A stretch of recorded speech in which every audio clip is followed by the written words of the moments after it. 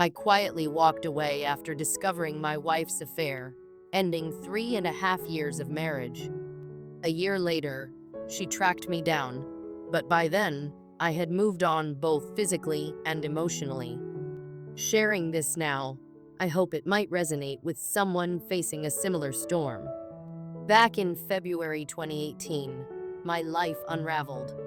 I worked as a director for a technical sales company, often traveling for business, while my wife climbed the corporate ladder with her demanding job. Despite the occasional strain, I thought we had a good marriage. We met 5 years earlier at a mutual friend's cookout, where her charm and intelligence captivated me. 18 months of dating turned into marriage, and we dreamed of building a life together. But 3 years into our marriage, things changed. Her late nights and frequent work outings became routine. When I raised concerns, she dismissed them, pointing to her career demands and my travel schedule. The tension grew, but I never imagined she was cheating until one night in September 2017. I found her bra under the passenger seat of her car, an odd place for it to be.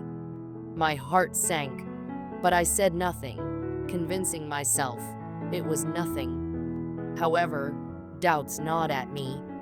I planned a special evening to reconnect, complete with dinner, flowers, and wine.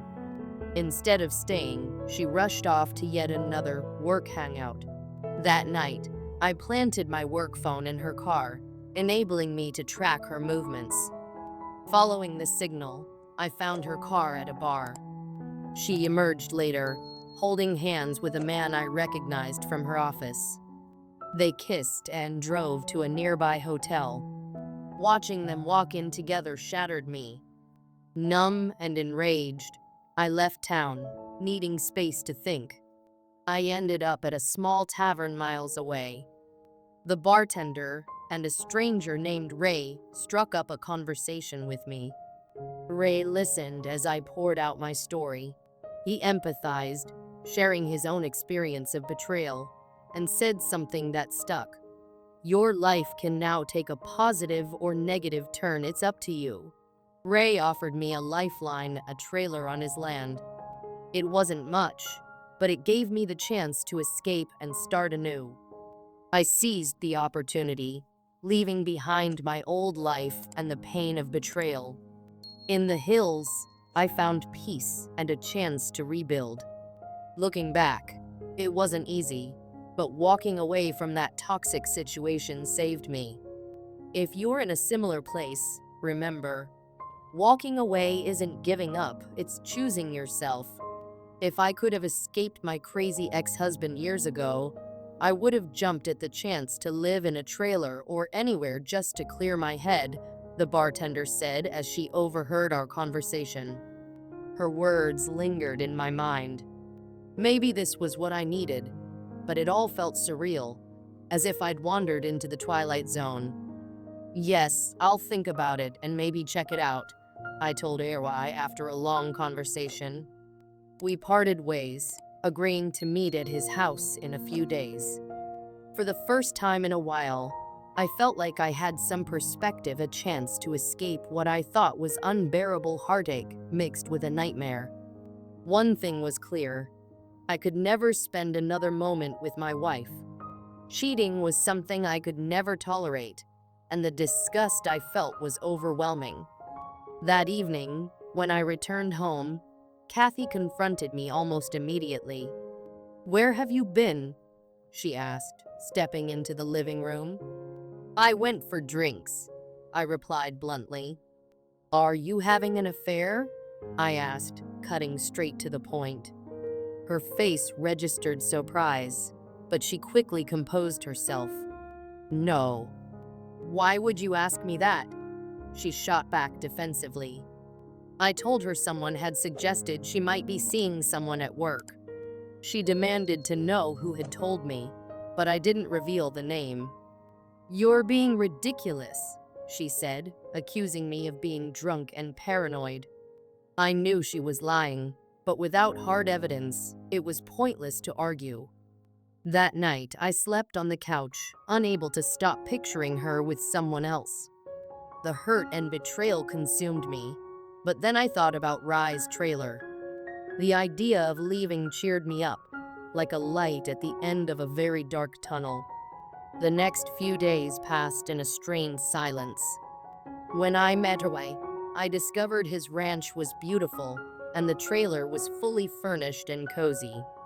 It reminded me of a carefree spring break I once had in college. RY accepted my offer, and I began planning my escape. Kathy's behavior over the following weeks was a mix of gaslighting and outright denial. I bluntly warned her that there would be no turning back if I discovered she was cheating. But instead of coming clean, she became more defensive and angry. Her lies were so transparent that I almost laughed at her attempts to deny the obvious. I began quietly moving my belongings to the trailer while she was at work. It gave me a sense of control over a situation where I had felt so powerless. Though Kathy started acting more polite, it was too little, too late. One night, as she prepared for another company outing, I got ready to leave as well. She asked where I was going, and I replied, meeting some friends. You wouldn't enjoy the shop talk. It was the same excuse she used whenever I wanted to join her work events. All right, have fun, she said, though she looked annoyed. I definitely will, I replied, feeling a small sense of satisfaction. Over time, I started spending more time with RY and his friends, working on the trailer and cutting back on my drinking. Kathy, meanwhile, announced she had a work trip coming up. When I asked who was going, she rattled off names. Have fun with your boyfriend, I said coldly. The comment sparked a fight, but I didn't care anymore. When Kathy left for her trip, I seized the opportunity. I packed up everything that belonged to me, leaving behind shared items and furniture. I left a short note on the kitchen table with my wedding ring placed on top. I hope it was worth it. As I drove away, I felt an incredible weight lift off my shoulders. There was no turning back. Kathy's choices had destroyed our marriage, and I owed her nothing. During her trip, she sent texts about her day, but I ignored them all. When she returned and realized I was gone, her texts became frantic. Where are you? And we need to talk. I didn't respond. Eventually, she confessed in a text, admitting to the affair but blaming me for being absent. Her half-hearted apology only made me despise her more. An affair lasting months wasn't a mistake, it was a choice. Over the next few weeks, her messages shifted from pleading to angry. You're a coward, she wrote. Come home so we can talk. I ignored them all. When she threatened to file for divorce, I welcomed it. Months later, the divorce was finalized. I never saw her again, and I didn't want to. The pain lingered for a while, but as time passed, I stopped thinking about her. My life, my peace, and now that I'm officially divorced, life has been looking up. I've even met a wonderful woman who lives nearby. We clicked instantly when I helped her change a flat tire on the trail where I run. Despite being a few years younger than me, she's fantastic, adorable, kind, and full of life. She calls me her mountain man and loves my simple, outdoor lifestyle. I'm not rushing into anything serious, but I'm also not closing myself off to possibilities. Living in my trailer suits me perfectly. I've simplified my life, and it's made dealing with everything grief, my ex-wife, and moving on so much easier. Everyone heals differently, and I was lucky to have only been 3 years into my marriage without children. If you're in a similar situation, remember, you don't have to stay with someone who betrays you. Life does get better if you focus on improving yourself. I moved 2 hours away to start fresh. After everything that had happened, I knew I needed a change. A clean slate. The city was new, the people were new, and I was finally able to breathe without the constant weight of my past dragging me down. It wasn't easy, but every day I felt more at peace, more at home with myself.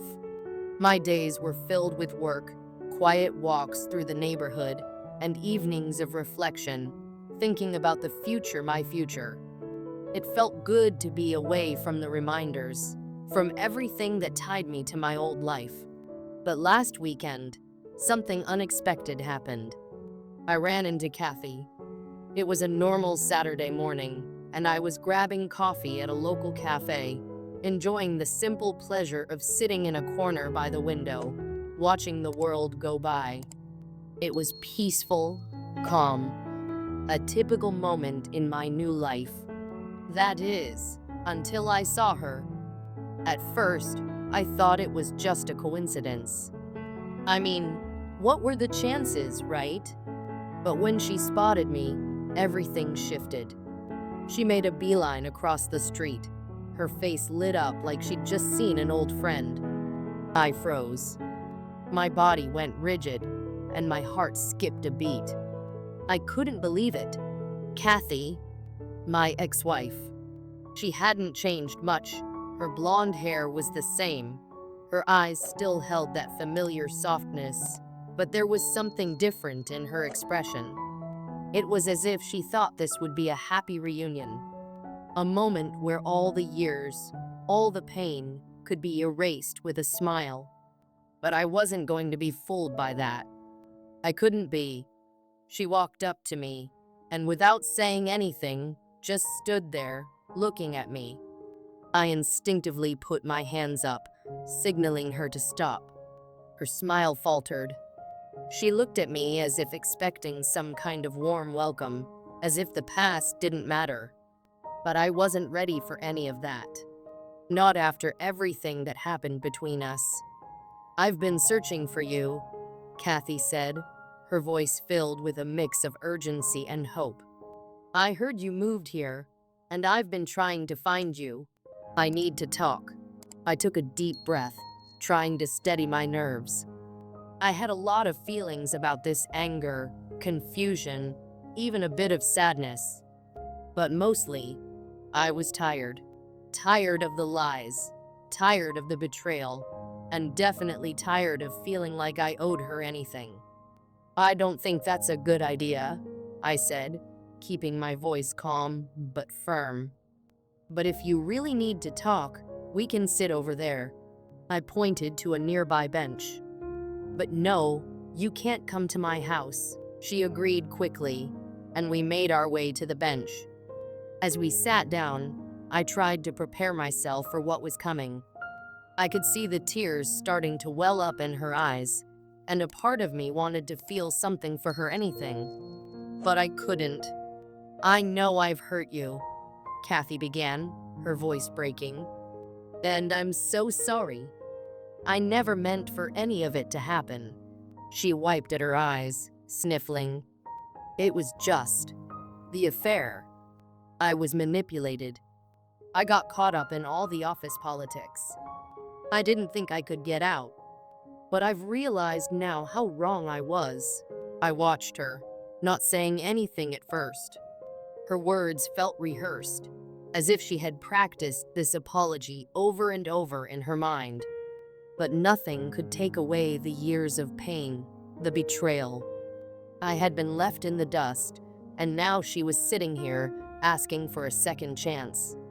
A second chance that I wasn't willing to give. "You think you can just show up and undo everything you did?" I said, my voice steady, but carrying the weight of years of hurt. "You destroyed our marriage the moment you cheated. There's no forgiveness for that. We're done." Kathy's face crumpled at my words. Her eyes were full of pain, and tears began to pour down her face as she gasped for breath. "I didn't mean for it to end this way. Losing you was the hardest thing that's ever happened to me." She grabbed my arm, clutching it with desperation. Please, I know I've made mistakes, but we can start fresh. We can fix this if you just give me a chance. I stared at her, feeling the old emotions flood me: anger, betrayal, disbelief. It was all too much. I couldn't let myself fall back into that. Not after everything she had done. I'm not interested, Kathy, I said, gently pulling my arm away. You had your chance, and you threw it away. But she didn't let go. She kept pleading, begging me to reconsider.